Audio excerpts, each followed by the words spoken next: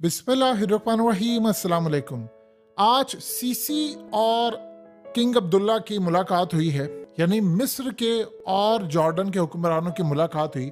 और उस मुलाकात के अंदर जो बात तय हुई कि अगर गजा की लड़ाई को यहाँ पर ना रोका गया तो पूरे का पूरा खिता तबाह हो जाएगा और शायद हम लोग जिंदा सलामत नहीं रहेंगे। ये मुलाकात इतनी अहम थी। आप जानते हैं कि जॉर्डन के पास, यानी मस्जिद अक्सा की जो वक्फ बोर्ड है वो जॉर्डन के पास है। और इसी तरह जो भी लोग निकल कर जाएंगे गजा के अंदर से, या तो वो जॉर्डन जाएंगे या फिर वो मिस्र जाएंगे या किसी जगह जाएंगे। तो ये जो मुलाकात थी इतनी ज्यादा अहम थी क्योंकि आज जो अमेरिका ने काम किया वो बड़ा हैरान कुन है। अमेरिका ने एड नहीं पहुंचाई फलस्तीनियों को।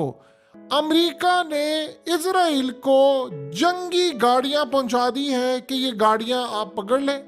और इजराइल ने उनसे डिमांड की थी कि हमें ये तमाम चीजें दें। उनका कार्गो जहाज पहुंचा है और उन्होंने इसराइल को ये गाड़ियां यार में तमाम चीजें पहुंचा दी हैं।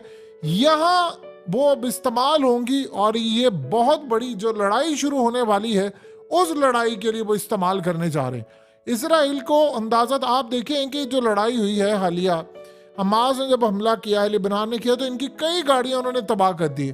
उन्होंने इमीडिएटली अमेरिका को कहा कि जो आपके ज़ेरे इस्तेमाल है, जो आपने बनाई है, वो इमीडिएटली आप हमें भेजें। और इसके साथ इसराइल ने जो अमेरिका को आयरन डोम दिया हुआ है वो भी मंगवा लिया है।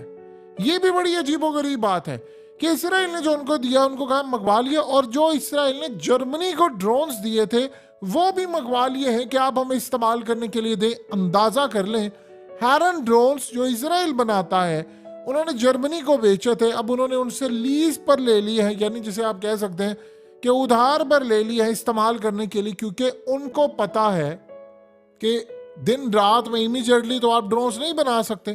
तो उन्होंने जिन ममालिक को दिए उनसे मंगवाना शुरू कर दिए हैं कि आप हमें ड्रोन्स दें और हम यहाँ पर लड़ाई करने वाले। मामला यहाँ रुका होता तो समझ भी आ जाती। ये मामला उससे कई गुना ज्यादा भयानक है, उससे भी कई गुना ज्यादा आगे बढ़कर है।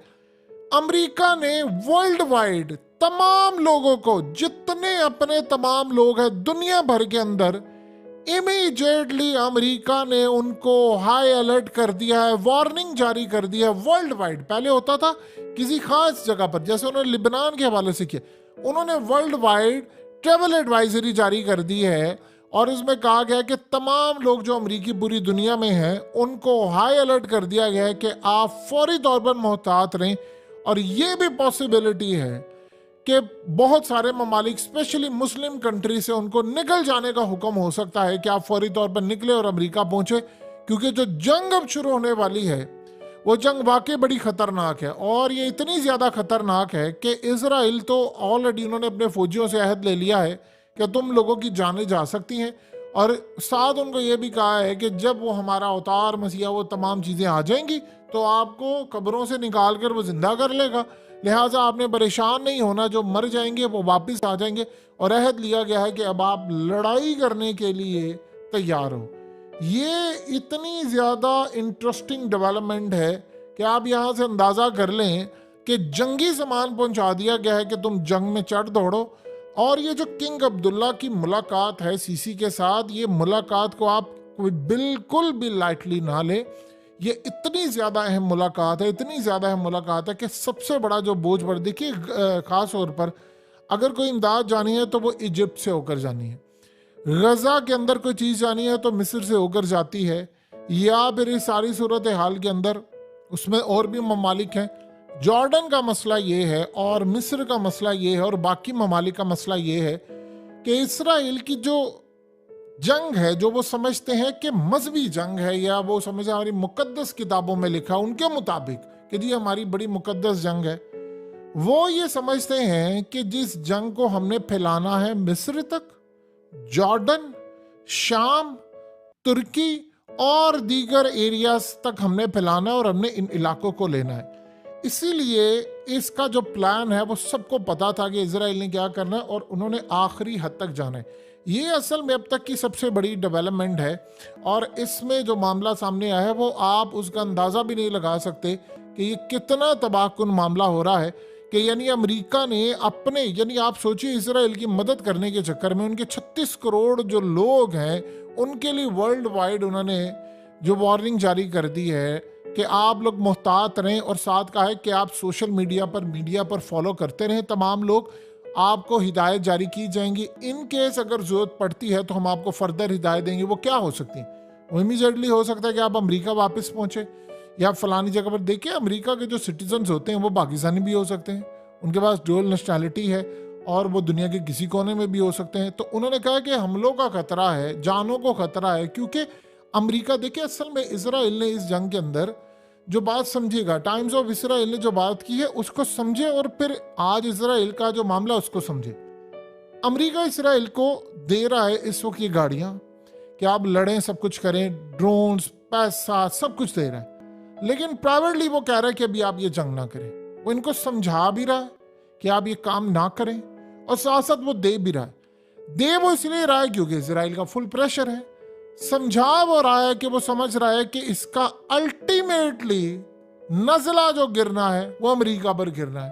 और देखिए अमेरिका के खिलाफ दुनिया ऑलरेडी बहुत ज्यादा नफरत में चली गई है। यानी जैसे पुतिन ने कहा है कि सबका जिम्मेदार अमेरिका है, उसे क्या इसका काम क्या बनता था अपने। यानी आप ये सोचें कि साथ ही अभी जंग का ऐलान हुआ है, उधर से उन्होंने अपने बहरी बेड़े रवाना कर दी, उधर से बरतानिया ने कर दी, उधर से फलाना कर दिए। तो पुतिन ने कहा भाई इनका काम क्या था कि ये काम करते। अब ये जो असल सूरत हाल है वो बता रही है कि हम कहाँ तक पहुंचे हैं, कहाँ तक मामला, कितनी ज्यादा चीजें इस वक्त खराब हो चुकी हैं। अगले कुछ अरसे के अंदर हालात बता रहे हैं जिस जानिब जाने वाले हैं वो क्लियरली इंडिकेट कर रहा है कि ये तो तबाही की तरफ मामला जा रहा है। अब आपको यहाँ से अंदाजा हो जाना चाहिए कि हालात कितने ज्यादा खराब हैं। यानी यहाँ पर अमेरिका अपने सिटीजन्स को कह रहा है कि उनकी जानों को खतरा है, उनके लिए खतरा है। ऐसी तो आप बताइए, क्या उन्होंने जो अफगानिस्तान पर हमला किया था, क्या उस वक्त उन्होंने पूरे वर्ल्ड वाइड ये कोई इस तरह का जारी किया था? उस वक्त एक एडवाइजरी थी एक खास खित्ते के तहत, ये नहीं था कि पूरी दुनिया के अंदर तमाम है। इसका मतलब है कि अमेरिका को खतरा है, इसका मतलब है कि इसराइल उसकी बात नहीं मान रहा और इसराइल ने जो जंग करनी है वो बड़ी तबाहकुन है। क्या ये वो जंग बदलने जा रही है जो हमने किताबों में पढ़ा हुआ है कि वो आखिरी वॉर जो होनी है वो शर की और खैर की होनी है? देखिए दो चीजें समझिए, ये शर और खैर की जो लड़ाई है उसमें ऐसा नहीं है कि आपको हो सकता है कि किसी टाइम पर शर जो है वो जीता नजर आए तो जंग खत्म होगी। ये जंग अब शुरू हुई है, हो सकता है ये जंग हो सकता है कि 20 साल जारी रहे और इसमें बड़े बड़े ममालिक कूदते रहे, कभी वो फतह हासिल करे, कभी वो फतह हासिल करे।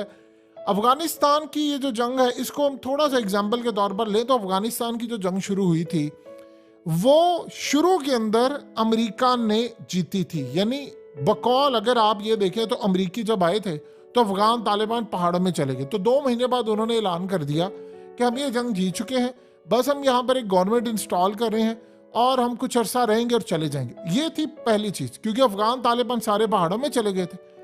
वो जब चले गए तो अमरीकी अंदर आ गए, उन्होंने कहा जी हम, उसके बाद उनका प्लान था कि हम पाकिस्तान को नहीं छोड़ेंगे। वो जैसे वो अंदर आए फिर अफगान तालिबान पहाड़ों से निकलते आए, आते आते फिर वो हमले शुरू हो गया, आज हो रहा है वो करते करते करते करते वो जंग इतनी लंबी चली गई कि 8 साल के बाद अमेरिका को पाकिस्तान समेत दीगर ममालिक ने मशवरा दिया आप अफगान तालिबान से बातचीत करें। चाइना ने भी दिया मशवरा, इवन के रूस ने भी दिया कि आप इसको खत्म करें। अमेरिका के प्लान्स डिफरेंट थे, वो करते करते उसने 23 साल लगा दी। अब ये जो इसराइल की जंग है ये बज़ाहिर तो आपको नजर आ रही है फलाने पर एयर स्ट्राइक कर दिया फलाने पर, लेकिन ये बात बिल्कुल सच है। ये सीसी और किंग अब्दुल्ला की जो मुलाकात हुई है, आपको 100 इनसे इख्तलाफ हो लेकिन बात उनकी बिल्कुल ठीक है कि सबको अपनी लपेट में ले लेगी और ये सबको लपेट में लेने जा रही स्पेशली खित्ते को। और इसीलिए मोहम्मद बिन सलमान ने अपने आप को पहले दिन से डिसंगेज कर लिया है। देखिए इस खित्ते के अंदर अगर सबसे ज्यादा किसी का असर और रसूख है तो वो ईरान का है।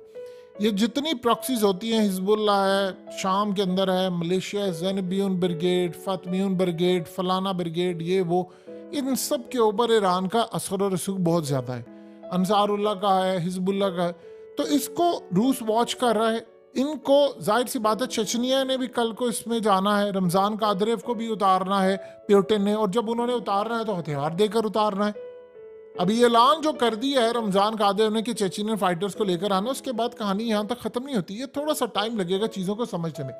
तो इस सारी सूरत हाल के अंदर जो मामला अब तक सामने आया है वो बड़ा इंटरेस्टिंग है, बहुत ज़्यादा इंटरेस्टिंग है कि ये लड़ाई एक खित्ते से दूसरे खित्ते में जाएगी, लेकिन उससे पहले एक मुल्क से निकलकर दूसरे मुल्क में। देखिए, इसमें लिबनान अगर कूद रहा है और इसमें ईरान कूद रहा है, तो आपको क्या लगता है कि लड़ाई एक खित्ते में रहेगी? क्या अमेरिका नहीं कहेगा ईरान के साथ जिन जिन की सरहद लगती है, अमेरिका उनको नहीं कहेगा कि यार तुम मुझे अड्डे दो? वो मुल्क अड्डे देंगे तो फंसेंगे, नहीं देंगे तो भी फंसेंगे, क्योंकि अमेरिका उनको नहीं छोड़ेगा, अगर वो देंगे तो ईरान उनको नहीं छोड़ेगा। तो ये जो लड़ाई है ये बड़ी कॉम्प्लेक्स लड़ाई है। ये वो लड़ाई नहीं है जो अभी तक हम देखते आ रहे हैं। देखिए, इसराइल अपने वजूद के लिए दुनिया में उसको पूरी world wide third world war जो है वो लॉन्च करनी पड़े, वो कर देगा, वो जंग अजीम में मुब्तला कर देगा, वो जो हो सकता है करेगा, वो इसमें किसी सूरत पीछे नहीं हटेगा। और अगर आपको या हमें लग रहा है कि मामला इस तरह से है जी चुप करके चले जाएं, फलाना हो जाए, तो ये काम नहीं होने वाला। ये बात आप अपने दिल और दिमाग में अच्छी तरह बिठा रहे। ये लड़ाई बड़ी लंबी चलने वाली है। अब दो चीजें ज़हन में रखिएगा। अमेरिका का आगे प्लान क्या है? उसने जिन ममालिक को वो बराह रास्त उसमें शामिल नहीं होगा जो ईरान के करीब लगते हैं, उनसे वो मांगेगा अड्डे, कि मुझे फौजी अड्डे दो, मैंने यहाँ पर ईरान पर हमला करना है, क्योंकि ईरान पर उन्होंने करना ही करना है हमला। और ईरान पर हमला जब फिर जो मुल्क अड्डे देगा वो फंसेगा, और जिस मुल्क के अंदर से अमेरिकी अड्डों से वो हमले करेंगे या इसराइल की मदद करेंगे तो उनके लिए तो मसला है। ये वो सूरत हाल है जो हर एक के लिए बड़ी क्रूशल होने जा रही है। अगर हमें ये लग रहा है कि हम इस सूरत हाल में देख रहे हैं चीज़ें आसान है, देखें इस जंग को यहाँ पर रुक जाए तो बहुत बेहतर है। इसमें कोई दो राय नहीं है कि ये जंग पूरे खित्ते को लपेट में ले लेगी, और सारे खित्ते के लीडरान इसको देख रहे हैं कि ये मामला काफ़ी हद तक ख़राब है। शुरू तो हुई है, इसकी शुरुआत हुई है गजा से, क्योंकि इजराइल का प्लान क्या है? अगर वो अपने फौजियों से अहद ले रहे हैं तो इसका प्लान ये है कि उन्होंने इस जंग को सबसे पहले, उनकी कोशिश क्या है जो जिसको वो कामयाबी समझते हैं, इस जंग को खित्ते से बाहर लेकर जाया जाए। और उस खित्ते से बाहर ले जाने के लिए खित्ते में जंग लड़ना जरूरी है, और खित्ते में जंग लड़ने के लिए पहले अपने मुल्क से बाहर वो लेकर जाए। वो चाहते हैं कि गजा से, वेस्ट बैंक से और इसराइल से इस जंग को मैं लेकर जाऊं बाहर, यानी उसमें लिबनान अगर कूदता है या उसमें इराक कूदता है या उसमें ईरान कूदता है तो अमेरिका वहां से हमला करे। तो अमेरिका जब करेगा तो नेटो भी आ जाएगा, जब वो आएंगे तो फिर रशिया कूद पड़ेगा। तो इसराइल असल में ये चाह रहा है कि जंग उसकी है लेकिन लड़ी किसी और मुल्क में जाए।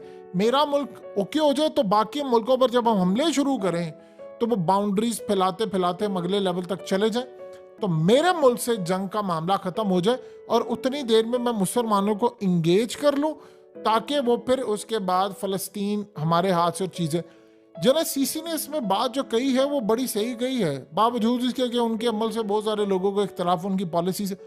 उन्होंने कहा है इसराइल को कि अच्छा तुम जो कह रहे हो कि फलस्तीनियों को हम यहाँ से निकालते हैं, तो भाई ये काम करो, उनको निकाल के गजा से अपने इसराइल के अंदर किसी जगह दे दो।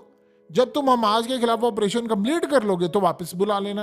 अब ये बात इसराइल को कैसे हजम हो सकती है? वो तो पूरे इलाके से निकालना चाहता है, पूरे मुल्क से निकालना चाहता है, वो अपने ही जगह पर रखेगा।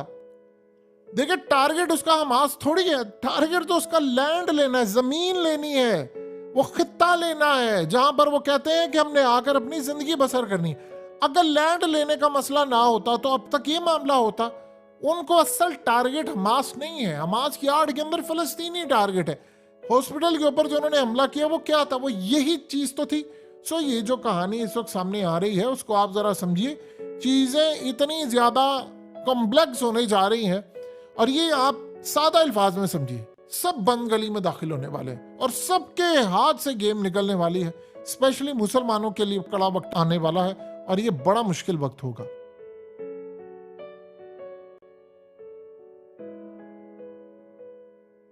हकीकत टीवी को सब्सक्राइब करना मत भूलें, वीडियो को लाइक करें, शेयर करें और कमेंट सेक्शन में अपनी राय का इजहार जरूर करें।